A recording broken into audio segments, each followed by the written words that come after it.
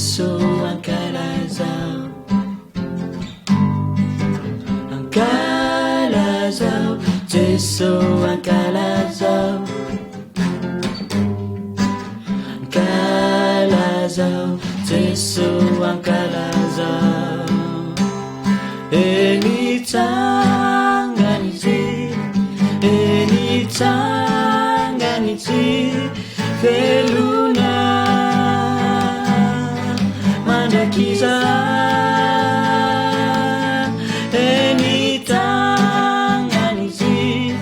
Enitanganizi aviankalaza,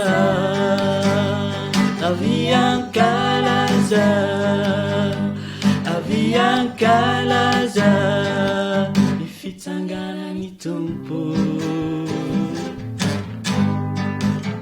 Kalaza, Jesús ankalaza, kalaza, Jesús ankalaza, ankalaza, Jesús ankalaza, ankalaza, Jesús ankalaza. Enitanganizi veluna mandakiza.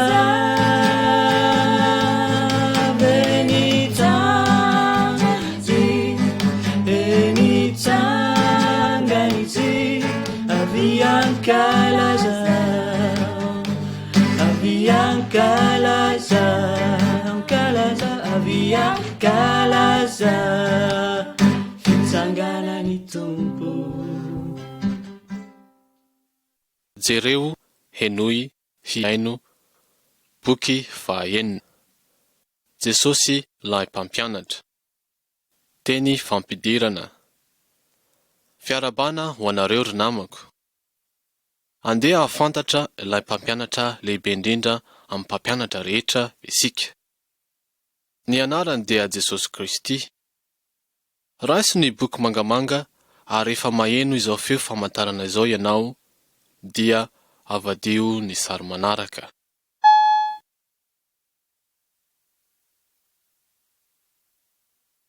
Sary voalohany.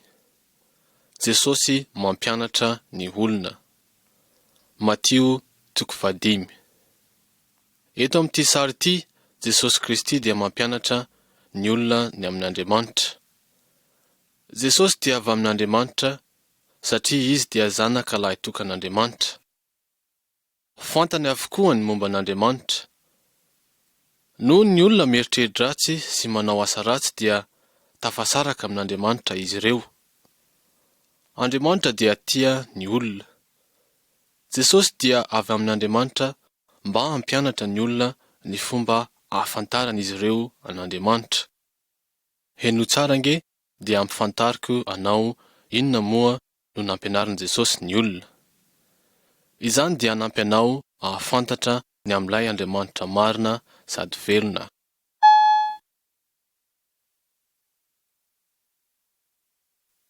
Sary faharoa. Ireo trano roa. Matio 7 nandininy 7:20 ka hatramin'ny 7:20. Jesosy nanambara tantara ny am'ireo lehilahy roa eto amin'ity sary ity. Ny lehilahy iray nanorona ny tranony teo ambonin'ny vantolampy. Ny vantolampy dia fototra mafy.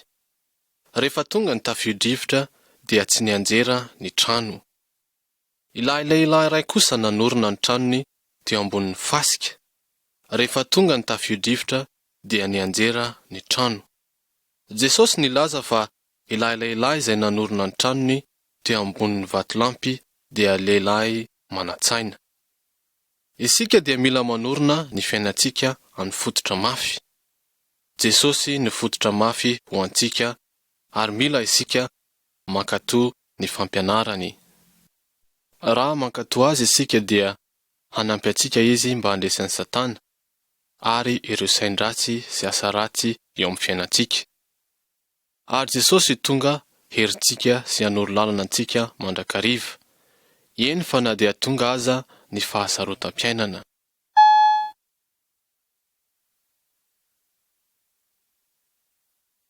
Sary fahatelo. Ny jiro dia tokony ho hita. Matio 5:14-17. Jereo fa ireo lehilahy eo amin'ny sary dia manana jiro. Inona moa no ataonao amin'ny jiro eo amin'ny haizina? Ny lehilahy iray eo amin'ny sary dia mitazona ny jiro ambony mba ahazoany tsirairay hazavana ao an-trano. Ilay lehilahy iray dia adala. Izy dia nametraka ny jirony tao ambany harona. Jesosy no fahazavana izao tontolo izao, ary izy dia mampiseho antsika ny lalana makany amin'Andriamanitra.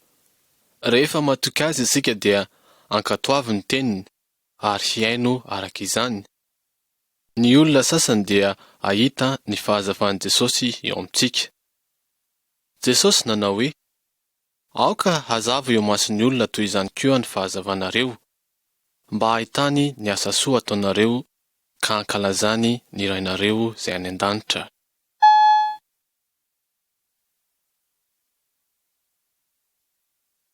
Sary fahaefatra. Ilay Romana mamono jiosy. Matio 5:17-20. Romana 12:17. Raha nipetraka teo amin'ny tany ny jiosy Jesosy, dia ireo vahiny Romana no nifehy azy ireo. Matetika ireo miaramila Romanina dia mampijaly mafy ireo jiosy, araka izay hitanao eo amin'ny sary. Ilay miaramila dia naka ny akanjon'ilay lehilahy. Inona ny tokony ataon'io lehilahy io? Jesosy nanao tamin'ny olona nanao hoe, aza manohitra izay manisy ratsy anao, fa nazovo no mahamely tahamaina ny takolako ankavanana, atolory azy koa ny anankiray. Ka izay tahaka ny akanjonao dia avelao ho azy koa ny lambanao. Tsy tokony hamaly izay manao ratsy antsika isika, fa Andriamanitra efa nanao hoe, ay ny fahamaliana, izao no hamaly. Andriamanitra dia hanafay izay mbola manohy ny fanaovan-dratsy. Izany famaizana izany dia na eto amin'izao fiainana izao na aorian'ny fahafatesana. Fa izy nampilaza antsika mba hamaly soa ny ratsy. Andriamanitra dia hankasitraka izany.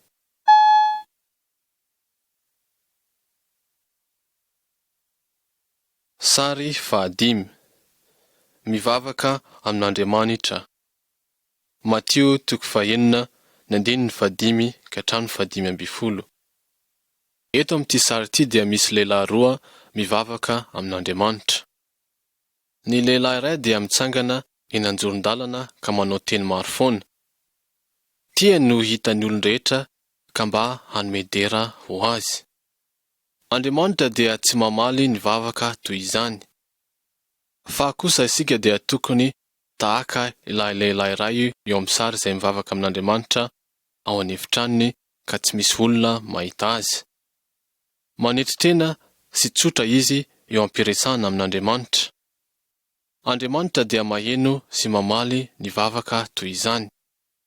Jesosy nanao hoe, fa ianao kosa raha mivavaka dia midira ao an'efitranonao, ka rehefa voarindrinao ny varavaranao dia mivavaha amin'ny rainao izay mahita ao mangingina no hamaly anao.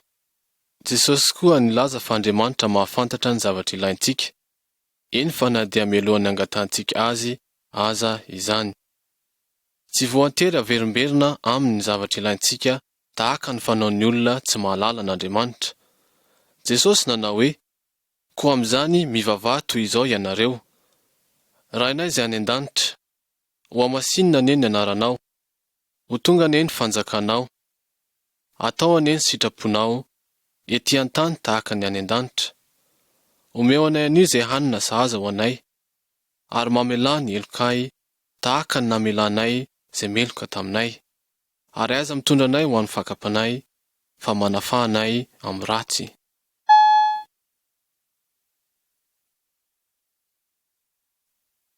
Sary fahaenina. Ny ratsy mamafy voatsiparifary. Matio 7:20, ny 20 ka hatramin'ny 30. Ary Matio 7:20, ny 9:30 ka hatramin'ny 7:70. Ny olon-dratsy dia mamafy voatsiparifary eny an-tanimbary vao. Ireny olona reny dia fahavalon'ny tompo-tany. Ny voatsiparifary dia mitovitovy amin'ny voatsara. Ny tompon'ny tany dia tsy afaka nanongotra ny voatsiparifary fa sao izy hanimba ny volontsara. Ny andro izy ambara-piavin'ny fararano. Ka avy eo dia nangony ny voatsiparifary mba ho dorana, ary taorian'izany dia nangony ny vokatra dia ny volontsara. Ry namako, Andriamanitra dia tahaka ilay tompon'ny tany ary Satana ilay olon-dratsy. Eto amin'izao tontolo izao Satana dia efa namboly olon-dratsy eo anivon'ny olon'Andriamanitra. Rehefa tonga ny fotoana dia ho avy indray Jesosy hanasaraka ny olon-dratsy amin'ireo izay matoky sy mankatoa an'Andriamanitra. Jesosy dia haka ny olona hiaraka aminy mandrakizay. Fa ilay olon-dratsy kosa dia hiaraka amin'ny Satana ka alefa any amin'ny helo, izay toeram-pijaliana mandrakizay sy fisarahana amin'Andriamanitra.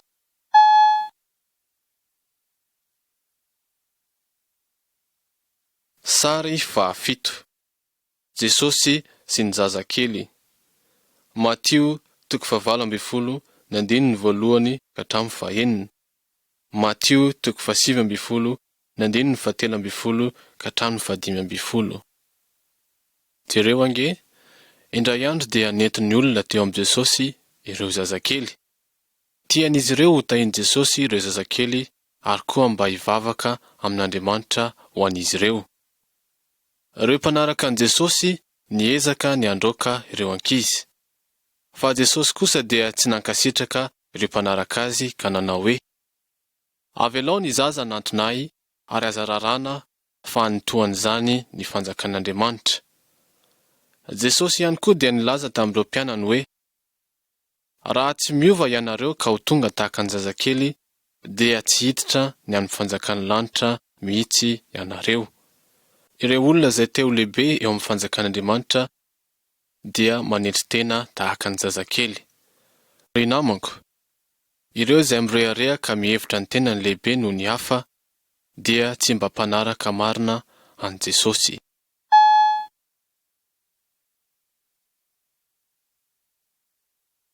Sary 9. Ny mpiandry ondry sy ny ondry. Matio 9:20, ny 12 ka hatramin'ny 14. Indray andro Jesosy nampianatra ireo mpianany ary hoy izy, raha misy manana ondry 100 ka mania ny anankiray, moa tsy hamela ny 70 eny an-tendrombohitra va izy, ka andeha hitady ilay nania? Ary raha tahiny hitany izy, dia lazaiko aminareo marina tokoa fa mahafaly azy iny noho ny 70 izay tsy nania. Ary tahaka izany dia tsy sitraky ny rainareo izay any an-danitra raha ho very ny olona. Andriamanitra no nanao ny olona amin'izao tontolo izao, azy avokoa izy rehetra. Raha misy olona manaraka ny Satana, dia toa ilay ondry nania izy. Jesosy dia antsoina hoe ilay mpiandry ondry tsara, satria tonga mba hitady sy hamonjy izay very niala tamin'Andriamanitra izy. Jesosy dia mbola mitady sy hamonjy izay very.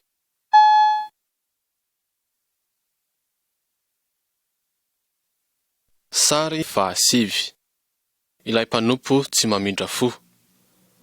Matio 9:20, ny 1:20 ka hatramin'ny 15:30.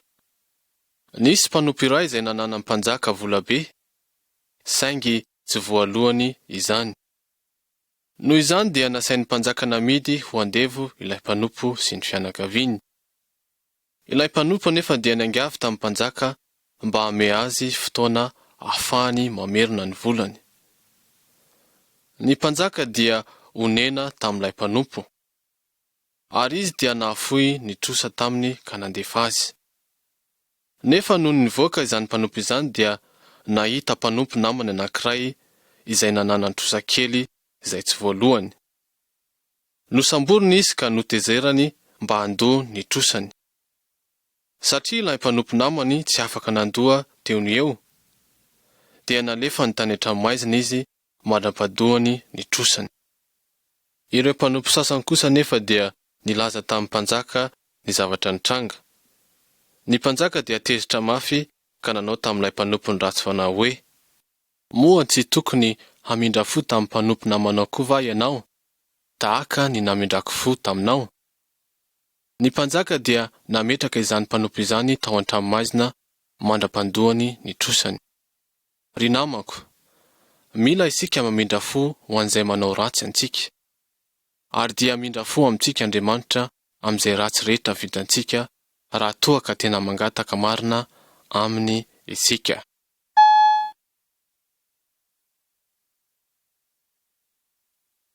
Sary 10. Ireo mpiasa mahazo ny karamany. Mateo 20:1-12. Nisy lehilahy tompontrano izay nivoaka ka nanakaram-piasa ho an'ny tanimbolobony. Nifanekeny tamin'ny mpiasa fa ho denaria isan'andro ny karamany. Ary rehefa hariva ny andro dia tonga ireo mpiasa haka ny karamany. Ny mpiasa voalohany nomena karama dia ilay tara vao nanomboka ny asany. Asa kely fotsiny no vitany, fa ny tompontrano dia tsara fanahy.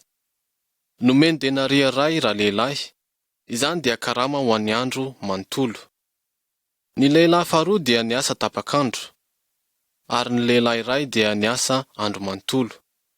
Kanefa ireo mpiasa rehetra dia samy nandray vola nitovy. Ilay lehilahy izay niasa andro manontolo dia nimonmonina, nitady karama fanampiny izy. Fa io kosa ilay tompontrano nanao hoe, ry sakaiza, tsy mba manao izay tsy marina aminao aho. Nifanaiky isika fa denaria iray no karama. Manana ny rariny amin'izay tiako atao amin'ny volako aho.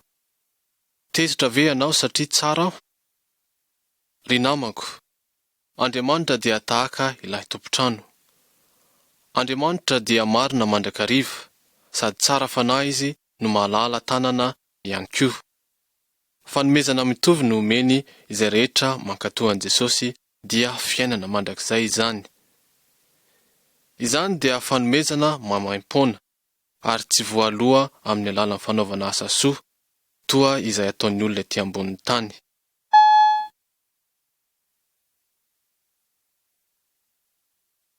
Sary 12. Ireo vehivavy 5 tao ivelan'ny varavarana. Mateo 5:1-7.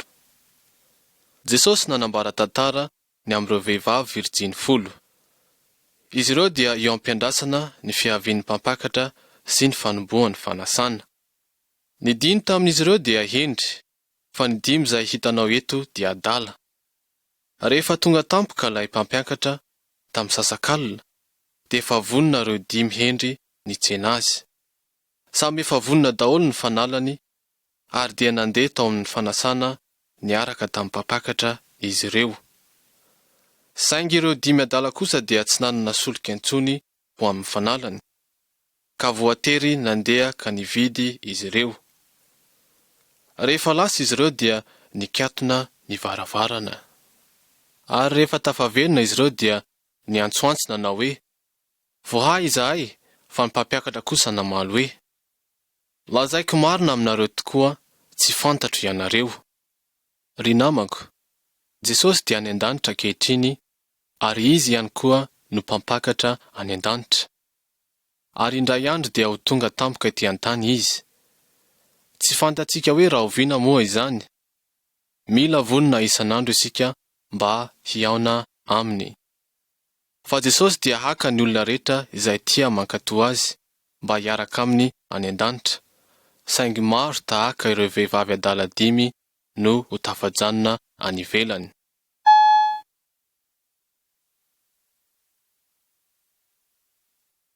Sary 12. Ny tompony sy ireo mpanompony. Mateo 5:17-17. Ahoana no ahafahantsika mba ho vonona amin'ny fiavian'i Jesosy? Henoa ange Io lehilahy manan-karena izay hitanao eo amin'ny sary io dia vao tonga tao an-tranony avy nandeha lavitra. Ny alohany nandehanany dia natolony ho an'ny mpanompo ny fananany. Ny mpanompo iray nomeny talenta 5, ka nataony varotra izany ary nahazo tombony talenta 5 koa izy ho an'ny tompony. Ny mpanompo iray kosa nomeny talenta 2, ka nahazo talenta 2 ho tombony izy ho an'ny tompony. Rehefa niverina ny tompon'izy ireo dia nataony nitovy ny valim-potian'izy roa ireo. Saingy ilay mpanompo fahatelo izay nahazo talenta 1 kosa dia nanafina sy nitandrina izany. Tsy nanao na inona izy mba hahazoany tombony. Tezitra mafy ny tompony satria ny mpanompony dia kamo. Nalainy tamin'ny mpanompony io ny volany ary noroahany hiala teo amin'ny tranony izy. Ry namako, Jesosy no tompony kristianina. Efa lasa any an-danitra izy fa mbola hiverina indray ety an-tany. Efa natolony ny mpanompony ny hiaina ho azy sy hanambara ny hafa ny momba azy. Efa nomena azy ireo koa ny fanahy masina mba hanampy azy hanatanteraka izany. Tsara tokoa ny ampiasaintsika ny zavatra rehetra ananantsika mba hanomezantsika voninahitra ho azy, ary izy dia efa hanampanantena fa hanome valim-potia izay mahafatra-po manompo azy.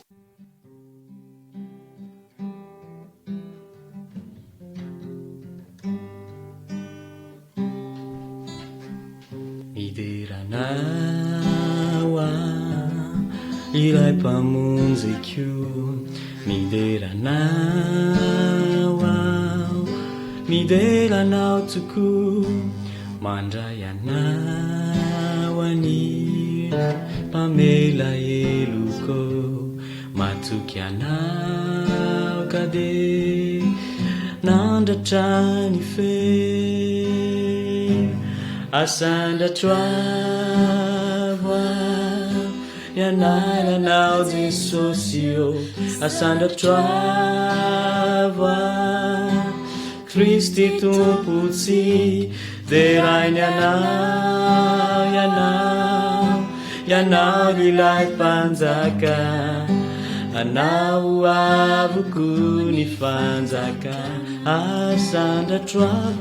asandratroavo ny anaranao Jesosy asandratroavo Kristy tompotsy de rainy ianao ilay mpanjaka anao avoko ny fanjakana asandratroavo ny anaranao Jesosy asandratroavo Kristy tompotsy de rainy ianao ilay mpanjaka anao avoko ny fanjakana anao avoko ny fanjakana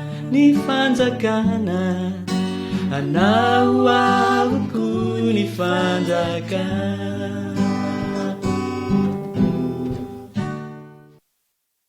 Boky fahaenina. Jesosy ilay mpanasitrana. Teny fampidirana.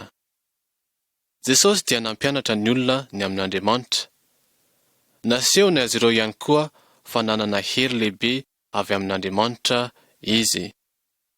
Jereo amin'ny sary ary avadio ny manaraka rehefa maheno feo famantarana ianao.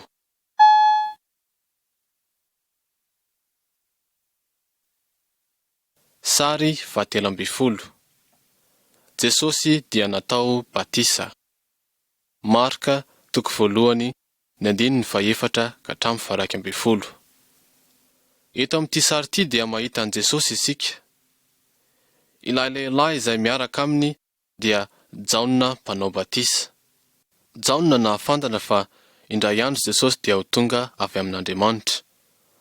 Jaona dia efa nampitandrina ireo jiosy fa mila mihodina amin'ny lalan-dratsiny izy ireo ka manaraka an Jesosy. Ireo izay niny fa avy amin'Andriamanitra ny afa-tsy Jaona dia natao batisan-drano teo amin'ny renirano Jordana. Ny batisan'i Jaona dia marika fa izy ireo dia te hiova eo amin'ny fiainany ary hiaina araka izay sitrapon'Andriamanitra.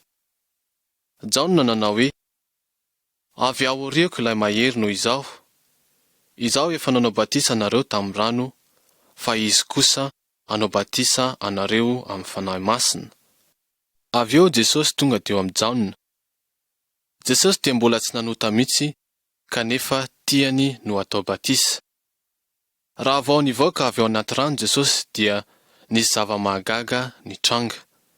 Nisokatra ny lanitra ary ny fanahin'Andriamanitra nilatsaka teo ambony Jesosy izay tahaka ny voromailala. Ary nisy feon'Andriamanitra avy any an-danitra nanao hoe, ianao no zanako malalako, ianao no sitrako.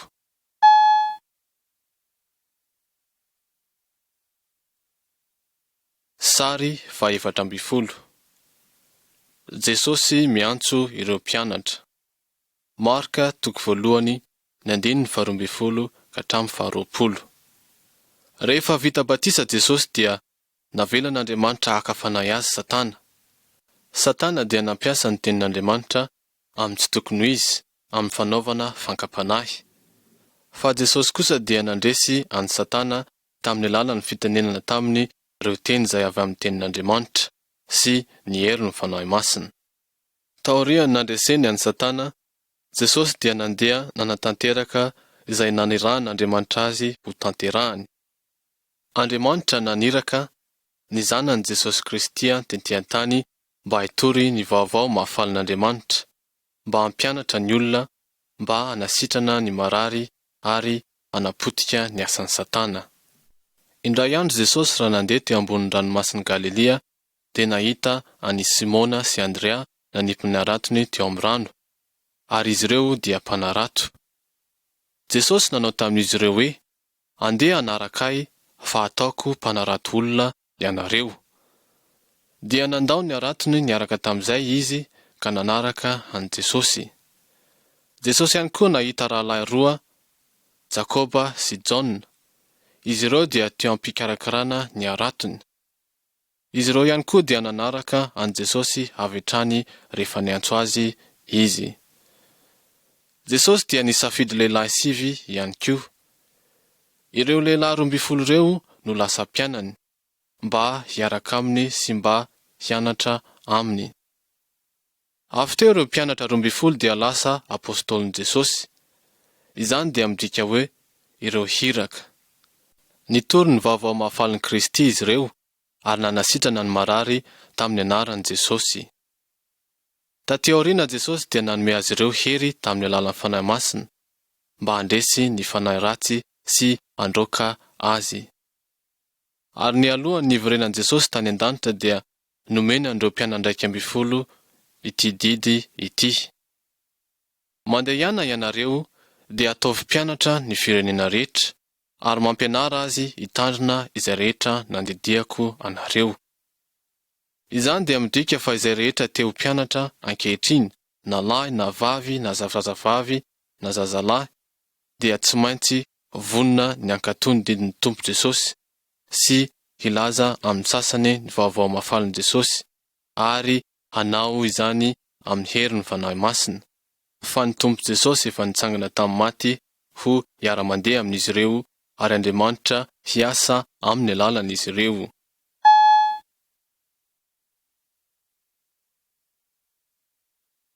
Sary 15. Ilay lehilahy boka. Marka 1:1-15. Indray andro nisy lehilahy boka nanatona an Jesosy. Nandohalika teo anatrehan'i Jesosy izy ka nitaraina taminy, raha mety ianao dia mahay manadio ahy. Ireo olona sasany dia natahotra hanatona ilay lehilahy noho ny aretiny. Fa Jesosy kosa dia onena azy. Jesosy nikasika azy ka nanao hoe, mety aho, madiova ianao. Ary niaraka tamin'izay dia niala taminy ny abokany. Faly loatra izy ka nolazainy tamin'ny olona izany: ry namako, Ny fahotana dia tahaka ny abokana. Izany dia mampisaraka antsika amin'Andriamanitra sy amin'ny olona. Fa raha toa isika manatona an' Jesosy dia hanadio antsika amin'ny fahotana izy.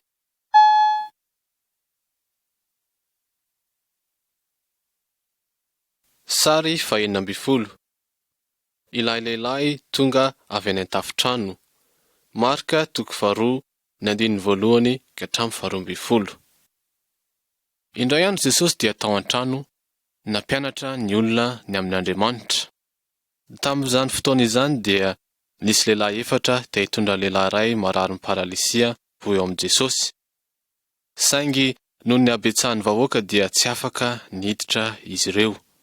Ka dia nanesora ny tafotrano ka nampidininy teo amin'ny lavaka ilay lehilahy marary ny paralisia. Jesosy nahita ny fahatokisan'izy ireo taminy.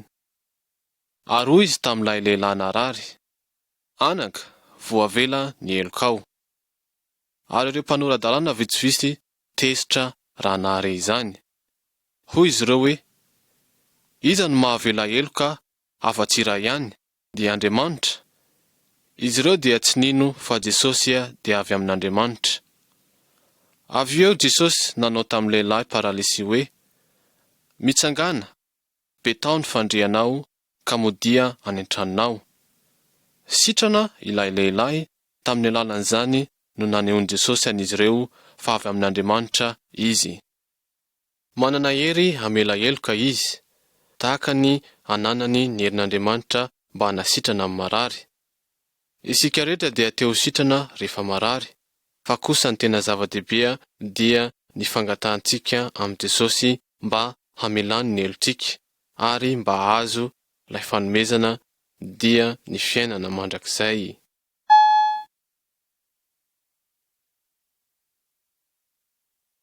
Sary 17. Jesosy manasitrana ny tanan'ilay lehilahy. Marka 13:1-15. Eto dia hitantsika Jesosy ao amin'ny tranon'Andriamanitra izay antsoina hoe tempoly. Teo ihany koa ireo mpanoran-dalàna. Izany dia andro manokana amin'ny herinandro izay hanompon'ireo Jiosy an'Andriamanitra. Ny lalàna izy ireo dia milaza fa tsy misy olona tokony hiasa amin'io andro io. Nisy lehilahy izay nalemin-tanana nefa teo. Ireo Jiosy dia nijery an'i Jesosy mba hahita raha nasitrana ilay lehilahy izy. Jesosy dia nihain'ny olona ary mbola manantanteraka izany izy. Ireo mpanoran-dalàna dia tsy nanao izany. Tian'izy ireo niandikan'i Jesosy ny lalàna mba hahafahany mamono azy. Jesosy nanontany ireo mpitondra nanao hoe, inona moa no mety atao amin'ny andro toy izao? Ny manao soa sa ny mahafaty? Tsy nisy niteny ireo Jiosy fa nanamafy ny fony. Ary hoy Jesosy tamin'ilay lehilahy, ahin-jiro ny tananao. Dia nahinjiny ary ny olona rehetra dia nahita fa ny tanany dia sitrana sy natanjaka. Ry namako, mila manompo sy mankatoa an'Andriamanitra isika, ary mila miahy ny hafa ihany koa. Raha tsy izany ny fanompontsika an'Andriamanitra dia ho banga sy tsy misy antony.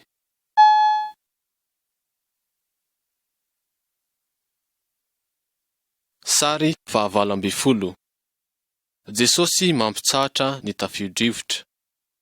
Marka 4:1-15-1. Eto amin'ity sary ity dia hitantsika Jesosy ary ireo mpiainany eo ambony sambokely. Nentin'izy ireo ny hampita ny reniranobe izy. Tampoka teo anefa dia nisy tafio-drivotra mahery nitsoka, tafiditra tao anaty sambo ny rano ka saika nilentika ny sambokely. Jesosy dia natory teo ambodin'ny sambokely. Ary namoha azy ny mpianany ka nanao taminy hoe, mpampianatra, tsy mampaninona anao va izao ahafatesanay izao? Ary ny fo Jesosy dia niteny mafy ny rivotra sady nilaza tamin'ny ranomasina hoe, mangina, mitsahara. Ary dia nitsahatra ny rivotra. Dia hoy Jesosy tamin'ireo mpianany, nahoana no sarotahotra ianareo? Tsy mbola manampinoana va ianareo? Ireo mpianatra dia talanjona ka nanao hoe, iza moa ity fa ny rivotra sy ny ranomasina aza manaiky azy. Ry namako, isika dia mahafantatra fa Jesosy dia Andriamanitra ary manana fahefana amin'ny olona rehetra sy ny fanahy rehetra ary ny zavatra rehetra izy. Noho izany dia afaka mahatoky an Jesosy isika mba hiaro antsika ary mba hanome fiadanana ihany koa amin'ny ady sarotra.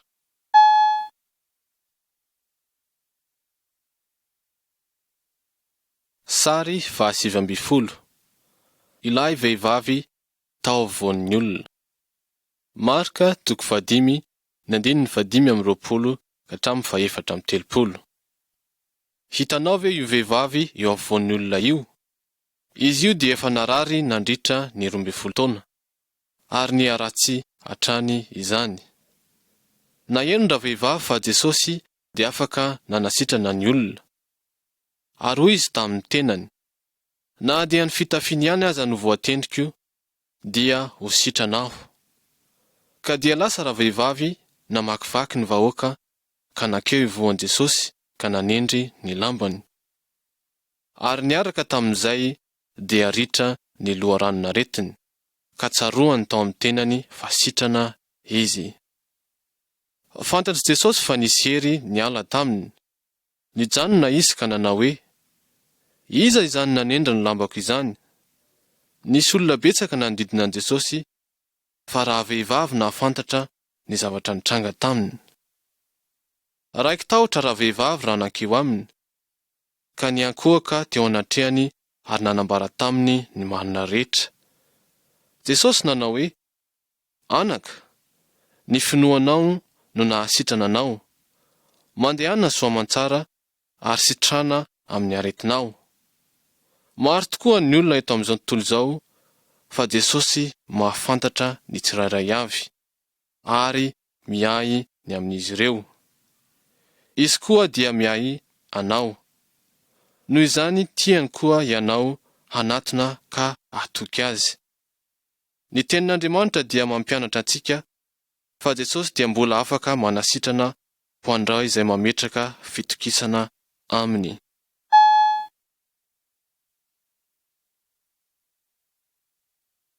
Sary 20. Jesosy sy ilay fatin-jazavavy. Marka 5:12-20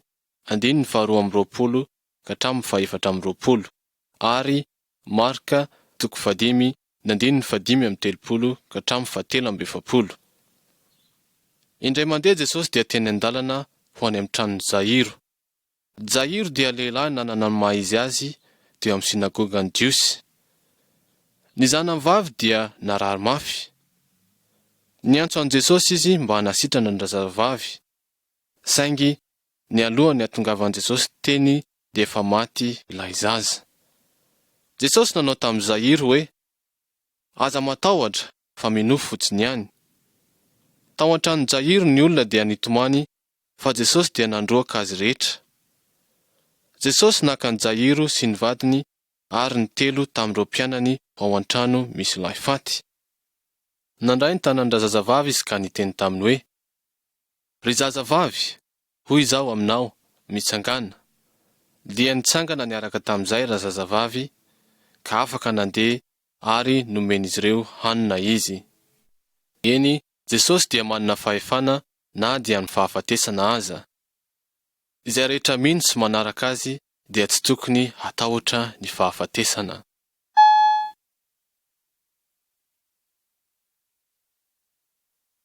Sary 20. Jesosy sy ilay vehivavy vahiny. Marka 7:17-30. Indray andro dia nisy vehivavy vahiny iray nanatona an Jesosy. Ny zanany vavy tanora dia azo mpanahy maloto. Nangataka taminy izy mba hamoaka ny demonia amin'ny zanany vavy. Fa hoy Jesosy taminy, aoka ho voky aloha ny zaza, fa tsy mety raha maka ny mofon-jaza ka manipy azy ho an'ny amboa kely. Fa raha vehivavy namaly ka nanao taminy hoe, eny tompoko, kanefa na dia ny amboa kely ao ambany latabatra aza dia mba mihinana ny sombisomby mofon-jaza ihany. Dia hoy Jesosy taminy, noho izany teny izany, mandehana ianao, efa nivoaka tamin'ny zanakao vavy ny demonia. Ary raha nandeha nody raha vehivavy, dia nahita fa ny demonia dia efa nivoaka tamin'ny zanany vavy. Jesosy dia tia manampy ny olona rehetra avy amin'ny fokon'olona samihafa sy ny firenena rehetra. Tahaka ny nataon'ilay vehivavy, Jesosy dia tiantsika hametraka fitokisana aminy. Jesosy dia mahery mba hanafaka antsika amin'ny fahotana sy ny herin'ny Satana.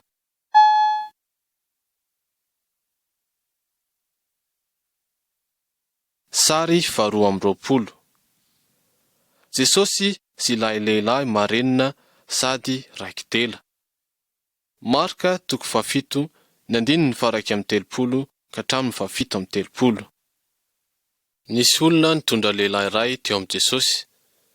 Izy io dia narenina hatrany am-piterahana ary tsy afaka niteny tsara. Niangavy an Jesosy izy ireo mba hametra-tanana amin'ny lehilahy. Nalainy Jesosy lehilahy niala tamin'ireo vahoaka, ary Jesosy nangarona ny sofiny tamin'ny ratsan-tanany, ary nandrora ka nanendry ny lelany. Jesosy niandrandra ny lanitra ka nanao hoe, maladia, dia nalady ny sofiny ary nahateny tsara izy. Dia talanjona indrindra ny olona ka nanao hoe, tsara ny nanaovany zavatra rehetra, fa sady mampalady ny marenina izy no mampiteny ny mona. Ry namako, isika rehetra dia mila mahazo izany fampianarana izany izay avy amin'ny tenin'Andriamanitra. Fa Andriamanitra dia mitsena amintsika amin'ny alalan'ny teniny. Tahaka nanasitrana Jesosy ny sofin'ilay lehilahy mba hahen'ny teny ary ny lelany mba hiteny amin'ny olona. Noho izany Jesosy koa dia afaka mampangetaeta antsika hiheny ny tenin'Andriamanitra, mba hahafantarantsika ny sitrapon'Andriamanitra eo amin'ny fiainantsika. Izany dia tanterahany amin'ny alalan'ny asan'ny fanahy masina ao amintsika. Tahaka ilay lehilahy marenina, isika koa dia tokony ilaza ny sasany ny amin'Andriamanitra.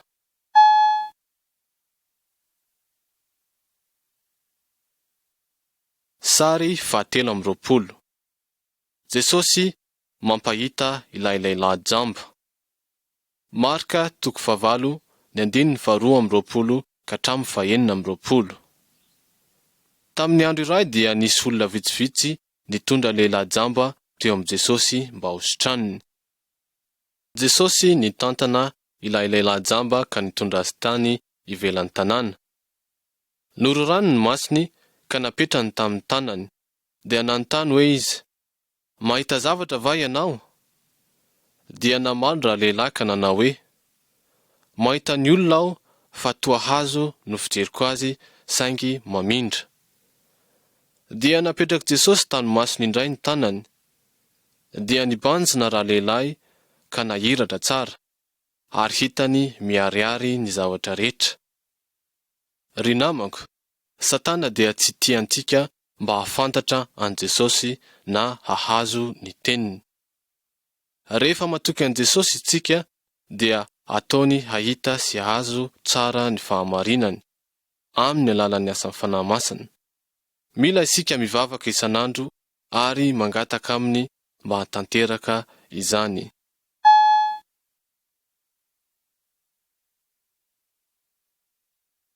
Sary 4. Jesosy manasitrana ilay zazalahy nisy demonia. Marka 7:17 ka hatramin'ny 7:20. Indray andro dia nisy lehilahy iray nitondra ny zanany lahy teo amin'ny mpianatry Jesosy. Nangataka tamin'izy ireo izy mba handroaka ny fanahy maloto tao amin'ny zanany, saingy tsy vitany izany. Ary avy eo dia nentiny teo amin'ny Jesosy ny zanany lahy. Raha vao nahitan Jesosy ilay fanahy maloto, dia nampifanitsitsitona ny tenany niaraka tamin'izany ny fanahy. Dia lavo sady nitsikasikaisina tamin'ny tany izy no nandoa vory.